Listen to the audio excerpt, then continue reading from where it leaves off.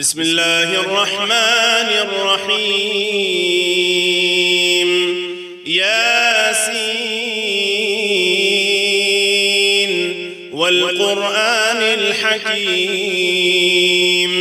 إنك لمن المرسلين على صراط مستقيم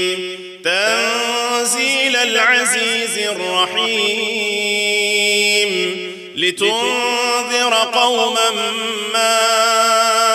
أنذر آباؤهم فهم غافلون لقد حق القول على أكثرهم فهم لا يؤمنون